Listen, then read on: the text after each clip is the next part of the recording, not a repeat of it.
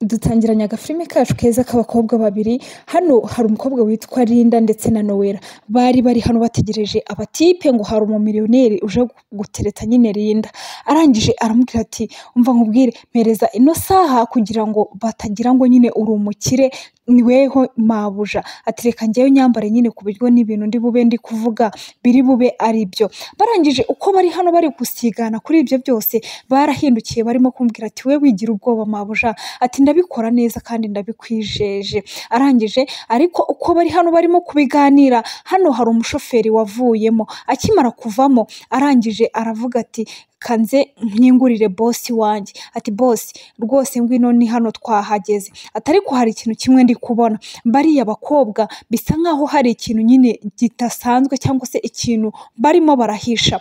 Bano basore rero bari baje hano nyine gutereta, baje guhura n'umukobwa bavuganye ndetse bashaka kugira ngo nyine babyigeho babyinjiremo neza.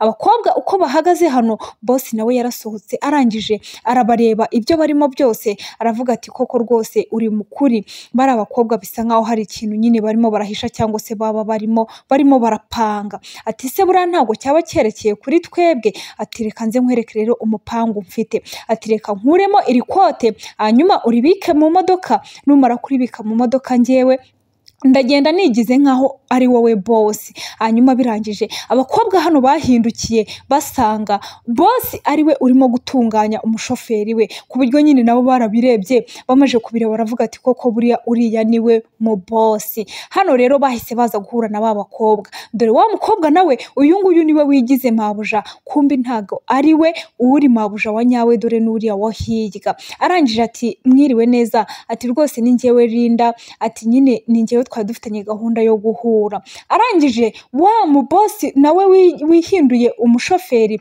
arangije yatangiye gusubiza bosi mu cyimbo cye, arangije aravuga ati rwose madamu twishimiye guhura namwe, ati ariko se ko numva usubiriza bosi wawe n'ibite, wowe uramusubiriza ayacitse ururimi hano atangiye kuvuga nabi. Mugenzi we Nowela yahise avuga ati ase waretse kuvuga nabi, rwose urabona yuko kuvuga nabi kwa mugenzi we Linda arimo rwose biramera nkaho bimuteye ubwoba cyangwa se bitumye yumva atamerewe neza. Arangije yarababwiye ati rwose muhumure muretse gatoya turaje mu kanya. Yasubije inyuma mugenzi we rwose wari uzanye amahane n'amakare n'amakakama, rwose biri aho ngaho bidasanzwe. Arangije aramubwira ati bite byawe, ati ko numva uri kubwira nabi abantu, ati ibyo bintu rwose ko nasanzwe mbikuziho wagerageje kuvuga neza. Hano rero uko barimo baraganira, hano umushoferi nawe ahise abwira bosi ati bosi, ati wabibonye neza ko bano bantu bisa nkaho rwose harimo akantu k'umutego,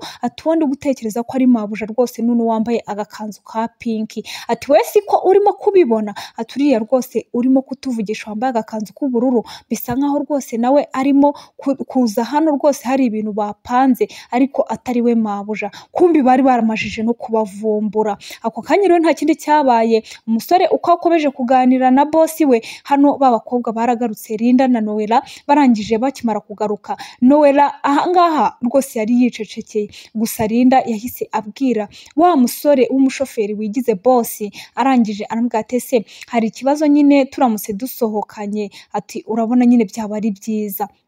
Arangije hano wa mushoferi wigize nyine bosi yaracecetse, akimara guceceka bosi wa nyawe yahise amubwira ati rwose nta kibazo bosi, bibaye byiza nyine wasohokana n'umukobwa nyine mukagenda mukagirana ibihe byanyu bwite cyangwa se ibihe bidasanzwe. Ariko bosi ataragenda, uwigize bosi ariko atari we, hano yatangiye kuvuga ati rero bibaye byiza wasigarana n'uno mukobwa mwiza, nawe rwose ndabona nta kintu atwaye mugasigara muganira, ati rwose kandi ni komande nguhaye cyangwa se ni oda nguhaye, ntabwo ari ukuguhendahenda, ati urasigarana nawe.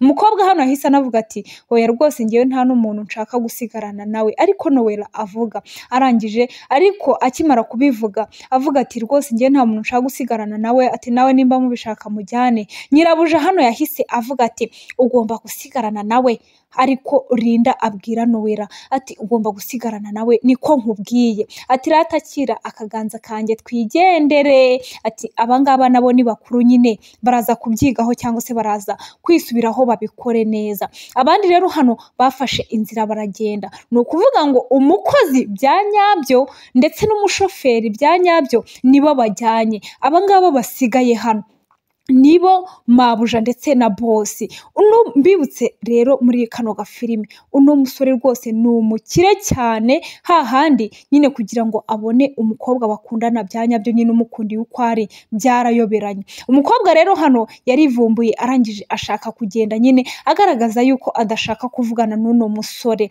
arangije akimara kugera imbere ho gatoya yahise abona nyine ikigabo kimeze nka murye, arangije akimara kukibona yahise agira ubwoba, arangije ahita agaruka inyuma yirukanka. Agarutse inyuma hano umusore yaramurebye aramubwira ati se bite byawe ko ugarutse inyuma kandi wari umbwiye ngo urigendeye nyine ntabwo uri buvugane nanjye, ati se hari ikibazo cyaba kibaye?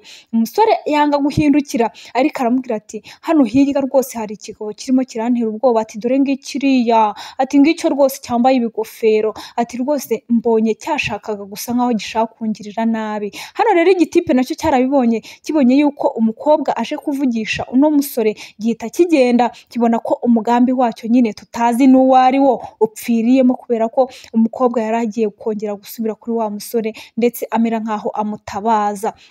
Barakwereka rero hadaciyemo umwanya munini rwose hano umusore umushoferi nyine ndetse na wa mukobwa w'umukozi bya nyabyo yatangiye kugenda aganira nyine, arimo kumubwira ati rwose buriya ntabwo bizi miliyoneri wowe rwose, ati ndagukunda cyane, ati twajyaga tuvugana kuri telefone, atari ku noneho rwose nakwiboneye live, ati rwose buriya rwose njyewe namajije kukwiha bya nyabyo, ati rwose ubu ngubu rwose ntugire ikibazo ngirana. Hano rwose umukobwa yatangiye no kugenda akorakora wa mushoferi hirya no hino, arimo kumuganiriza nyine utugambo twiza, akajya amubwira ati rwose ahantu tugiye gutembera nizere ko turi bugirane ibihe byiza. Hano rero umukobwa noneho yatangiye kuganira na wa musore, aramubwira ati none se, ati rwose njyewe ngiye kuba ngiye, ati kubera yuko ndabona kugumana hano nawe rwose ntabwo cyaba ari igitekerezo cyiza, ati reka nigendere. Hano rero abagiye mu rugendo nabo dore nguko uko bimeze, bageze ahangaha abonye ukuntu ari kugenda amukoraho amutesha umutwe, urabona nyine sinzi nyine ibyo ari byo. Arangije umusore yahisemo guparika imodoka, aravuga ati reka da ntaza no kugongesha imodoka ya bosi, kubera rwose uno mukobwa wanyibambaritseho, ati nkaza gutwarwa rwose nkagongesha imodoka ye sinabona n'icyo nyishyuye. Arangije araparika ati reka mparike nyine mbirebe neza byose, ati n'ubundi ni ibyanjye, ati ubu ngubu ni njyewe bosi muri aka kanya.